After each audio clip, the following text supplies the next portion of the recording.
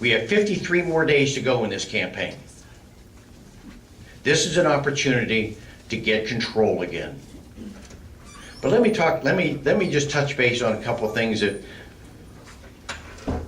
we talked about then. Back then, when I was addressing the group with Sandy, we talked about the health care bill, because the health care bill hadn't been adopted. Now we got one. Have you all been paying attention to some of the problems that are going to be associated with it, okay? They had, I don't know about you all, but I get all my news from Fox. Do you all get it someplace else?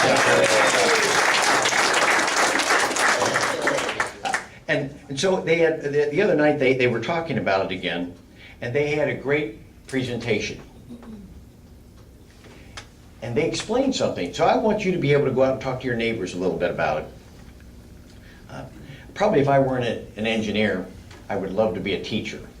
My wife says I spend way too much time teaching. That's what I spend with my staff. I'm always teaching. I want them to understand how we get to where we are. So I want to teach here just for a few minutes on it.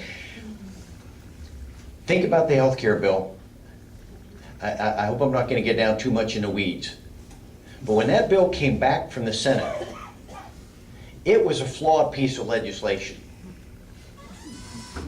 They really thought that it was going to go to a conference committee and get cleaned up. When I served in the legislature 20 years ago, whatever, back in the 80s, we always relied on the conference committees to work out the differences between legislation. Woody knows that. You've been on probably conference committees. You know that's where they work out the problems with it. They thought that bill was going to go to conference committee. Then Scott Brown got elected in Massachusetts, and they didn't have the votes to override a filibuster. So what happened is they had to adopt the Senate bill, flawed as it was. Let me show you one of the things, just one component that is huge. That's what all 21 states are focusing on right now. There's no severability clause. Now let me explain that. Woody and I know, and Donna, you know that, and from all of us that have ever served in lit, you want to have a severability clause so that if any one part of a bill is found to be unconstitutional, the rest of the bill survives. They said, whoops, the Senate didn't put that in the bill. There is no severability clause. So if any one component is found to be unconstitutional, the entire health care bill goes away. All right. Is that a problem?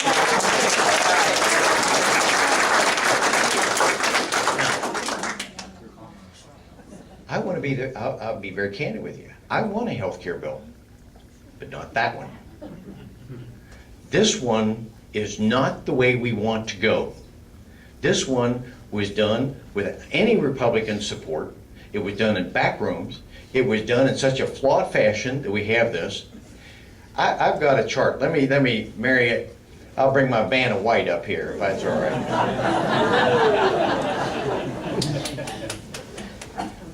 Let me just see if we can. This is our health care bill as we have it for years. Can you all see that?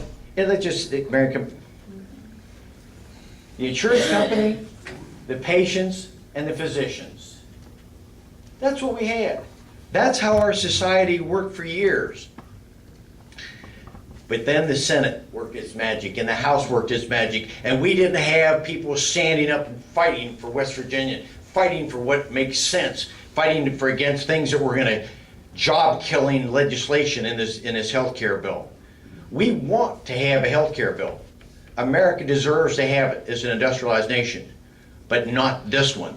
This one that you're going to see in a minute has $14 billion in hidden taxes. It has 68 new grant programs, 47 bureaucratic entities, 29 demonstration programs, 6 regulatory systems, 6 compliance standards, 2 entitlements.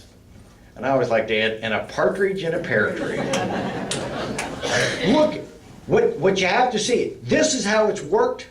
Let me show you a chart of what our health care bill now looks like.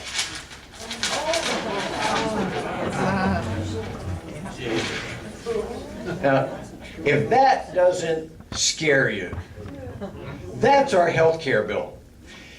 16,500 new IRS agents to enforce it. Is that what we were looking for?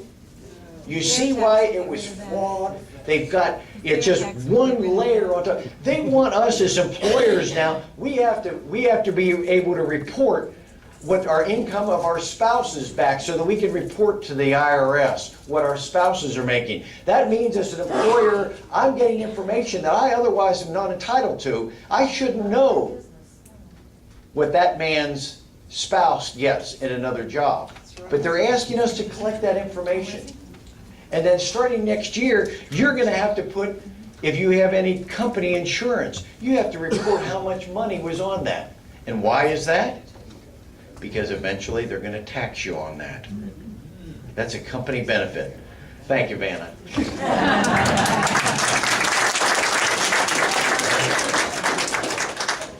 I just order no low-cut dresses. I've seen the men in this crowd, I know that. We had a chance a couple weeks ago, I was at a coal mine, small mine. And that's what West Virginia is, a series of small companies. She has 24 miners. 24, that's all. That's not a bit. But that, with us having 40, I can relate to 24. I remember when we had 24 miners. She showed me when I visited the site, her health care bill, she just got it from her insurance company. Because of the Obamacare, went up $84,000 a year.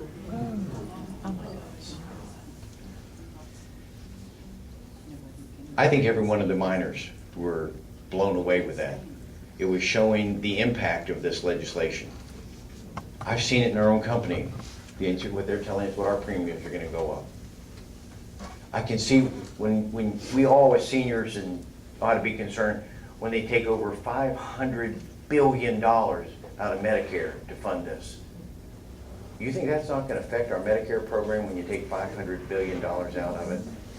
And then we're going to start, then what we're going to expand is the Medicaid program in the states. Well, yes, they may put some money in initially, but eventually, as Woody, we all know in the legislature, anyone that's been there, there's always just, after a while, the money stops coming from the federal government and we're stuck with it. And we're all going to be paying higher taxes or some obligation to do it. It can't last forever.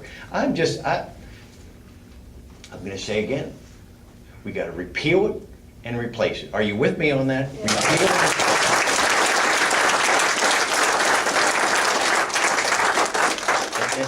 And that includes tort reform. We've got to get something in a bill that stops this runaway lawsuit damage. The issues that they're talking about this, the Harvard Law School or Harvard School of Public Health said that 40% of the med-mal lawsuits are baseless. But yet they cost millions, if not billions of dollars across this country to defend them. We've got to get some things under control with that. So there was a meeting last week with the U.S. Chamber of Commerce, the State Chamber of Commerce had a meeting down at Greenbrier, and so we got a chance to go down to listen because I wanted to hear, I want to learn. Again, the engineer in me says, give me the facts and let me so that I can make a good decision. If